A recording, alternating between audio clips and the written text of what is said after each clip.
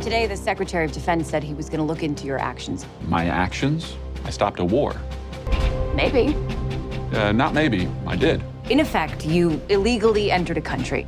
Did you consult with the president? No. You seemingly acting as a representative of the United States will representing cause anybody more except for me. problems around the world. And doing good. I would question myself in the same situation and consider the consequences. People were going to die.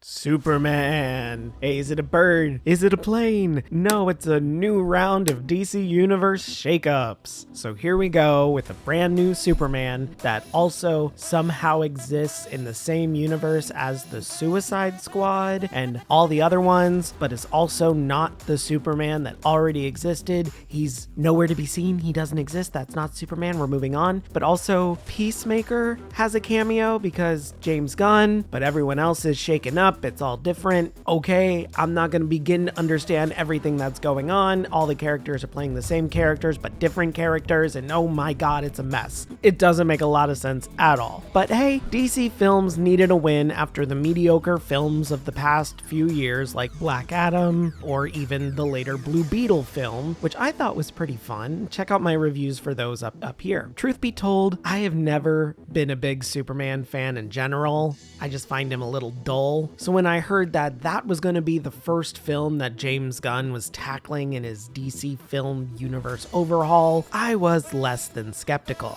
Thankfully though, this is a pretty solid film. It isn't anything fantastic and definitely feels like one of Gunn's weaker movies. It's no Guardians of the Galaxy 1 or 2, but it's still enjoyable overall, at least for me. As usual, I'm getting way ahead of myself. So, what is this movie even about? Is this a new origin story for Supes? Actually, no, thank God. It does lean into the standard story though. Superman is an alien sent to Earth after his home planet Krypton is destroyed. He was raised in Kansas by farmers so sweet they'll give you cavities, and works as a reporter at the Daily Planet under the name of Clark Kent with a pair of glasses that I guess hypnotize people so they don't realize it's Superman. This movie follows him as he struggles to mediate a political war between two countries while a third party, a billionaire by the name of Lex Luthor, seems intent on pulling strings behind the scenes to take the Man of Steel down. I actually like that choice. It's very, very topical with certain global events going on right now, even though Gunn has gone on record to say that this movie was written before the Israel invasion of Palestine, so that's something. However, the movie does lean hard into the Superman as an immigrant metaphor, even at times straight up calling him an illegal alien. I do like that angle a lot more than the Jesus allegory that Superman is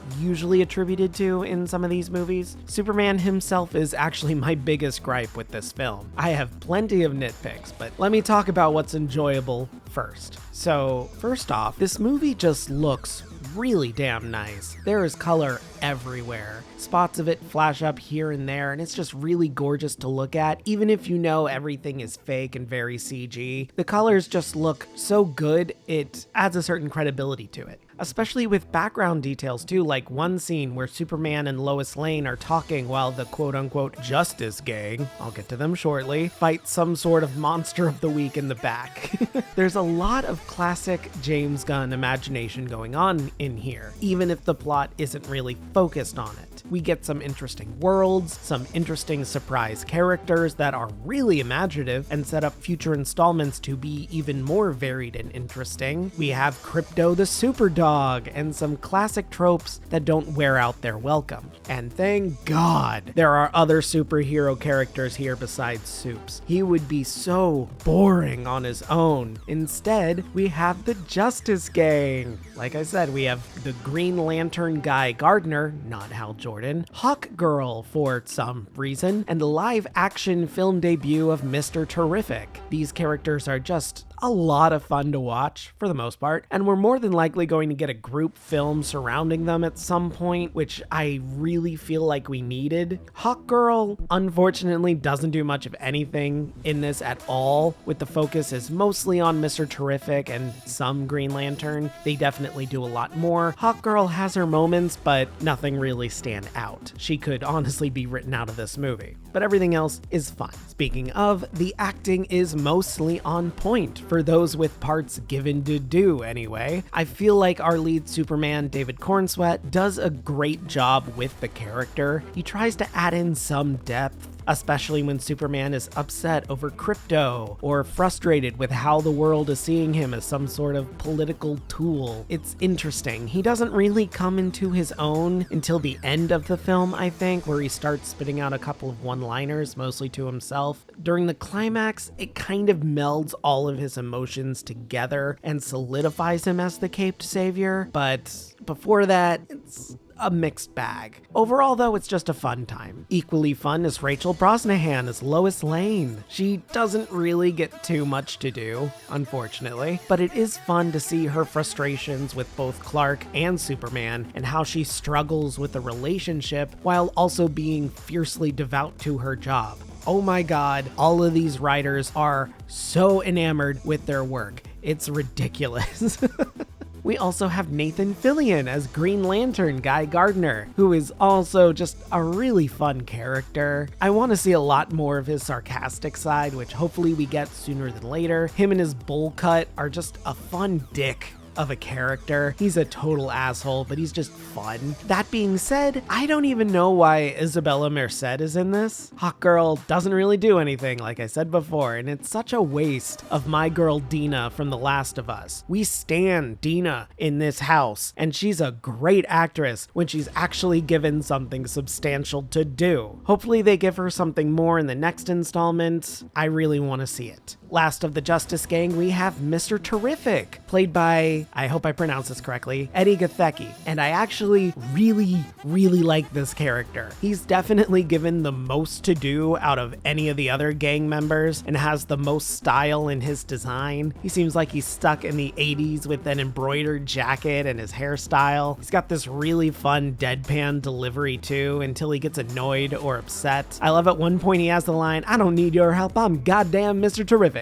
And that's just really fun. He's a smarmy know-it-all character that gets annoyed whenever anyone isn't on his level, and nobody is ever on his level. He's the smartest person in the room and knows it. I heard rumors that there might be a TV show centered around him at some point, a la the Peacemaker show, and frankly, I'd watch it. I like this dude and I want to explore him a lot more. I think it'd be a lot of fun, so hopefully we do. Of course, though, there's one more character here that I want to talk about, and that is Lex Luthor, played by Nicholas Hoult, and goddamn, I really like this character, and his casting is very spot on. Holt hasn't been my favorite actor for a while, being in just okay or mid movies, and his acting just depends on whether he's given something fun to do. Renfield was terrible, and he was just okay in Nosferatu. But here, he really comes into his own. Lex Luthor is such an egotistical asshat who always needs to be in control, and his little mannerisms and side comments are genuinely funny, and Holt is clearly having an absolute blast playing him. He kind of feels like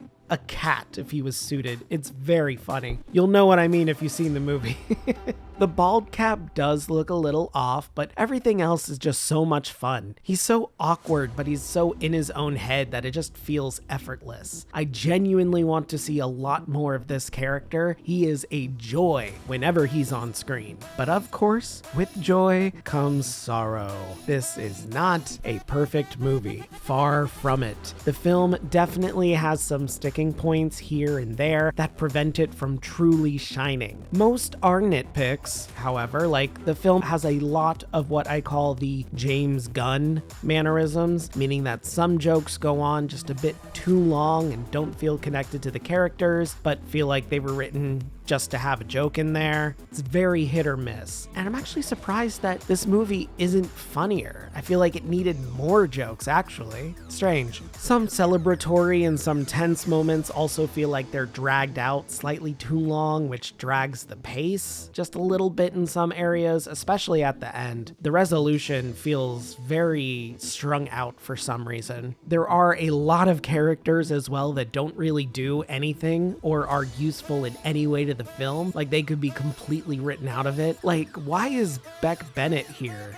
Okay, I already mentioned Isabella Merced too. They just don't do anything to justify their characters. They just kind of exist as a cameo so they can go hi to the fans, and that's it. So strange. There's also one issue where one recurring joke never has a payoff, which feels very odd in a gun movie. What I mean is there's one character that is mentioned several times as having mutant toes and freaky looking feet. So much so that I'm surprised we never get to see them. It's a plot point brought up several times that this character in particular's toes are disgusting to look at, and the audience never gets to see them.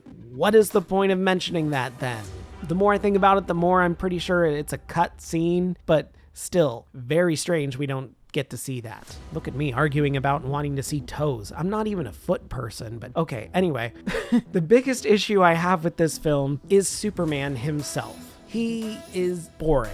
And that's why I've never been a big Superman fan in general. He's just a difficult character to write and portray effectively. Honestly, I think he's best used as a cameo or a side character for other characters to bounce off of, or even a villain if you do like a universe twisting story or something. Superman, especially a Supes that is already well integrated into the world, is usually pretty much done with his character arcs. And that's no different here. He's a nice guy, a Boy Scout, a goody-goody two-shoes. He hates cursing, loves protecting life, and will always do the best or most humble thing, even if it is to his detriment. And that's boring. There's no change here. There's no leading up to it. There's no reluctance to do any of it. He ends the film the exact same character as when he started. I'll give the film credit that it attempts to give him some personal conflict with how he reacts to international politics and stress about his public look, but it just doesn't ever really change him. Even after a significant plot reveal, nothing changes. He's shaken up for a moment, but then is fine with it a couple of scenes later. What? It doesn't really faze him at all, and that's just not compelling. Other characters grow and change and develop new characteristics, but not the Man of Steel. He's rigid. He goes through a lot of potentially traumatic stuff in here too, and comes out with barely any noticeable change whatsoever, besides what videos he likes to watch. What? That's really my only gripe with this film, outside of nitpicks. So I think as long as you go in knowing that, I think you'll have a good enough time. I am looking forward to more James Gunn films. I think he literally just announced his next one is a Supergirl movie, I think for 2026, but I suppose we'll see. I do recommend this film. I will also say that I don't see any reason to watch it in theaters.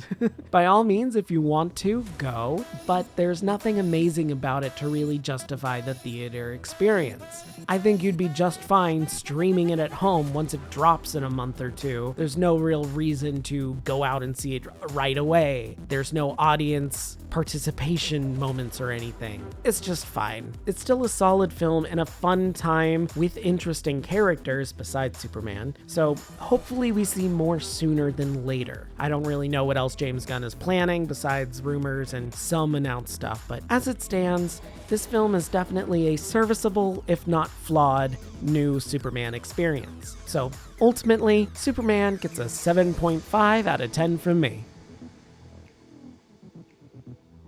Hey guys, thanks for sticking around for another one. Oh my god, I've had to rewrite this script 3 times. I've had storms come through and it's knocked everything out, and for some reason it didn't save on my computer, so I've had to retype it all up again over and over. Oh my god, it's so frustrating, but okay, I did it. It took 3 times, but I did it.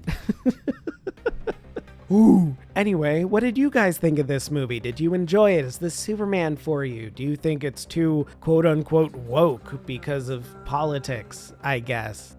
That argument has never been really interesting to me. I feel like it's just people complaining to complain. But hey, people have very strong thoughts about Superman. I personally prefer Batman. He's just a more interesting character. Probably because he's flawed and, can grow. But okay.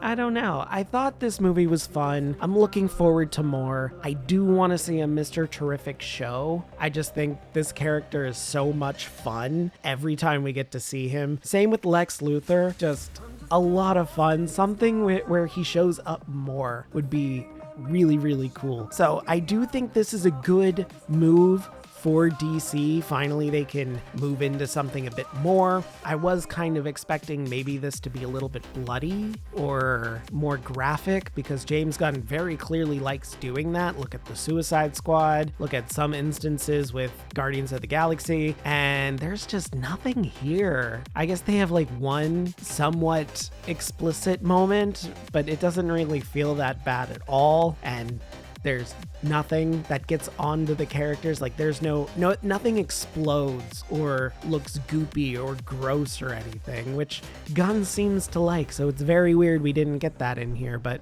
oh well. I don't know. What did you guys think? What did you want this movie to be? What did you think needed to change? Do you think Superman is fine, or do you think needs some sort of flaw in character development? Let me know in the comments below. After that, don't forget to like this video, subscribe, ring that bell so you don't miss a video, and yeah, that's it. Have a great day, and if you're not, have a better one. See ya.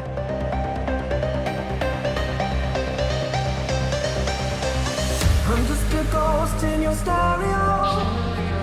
The fading memory of a shipwreck in the undertow. You're just a lost soul. And I'm just a ghost in your stereo.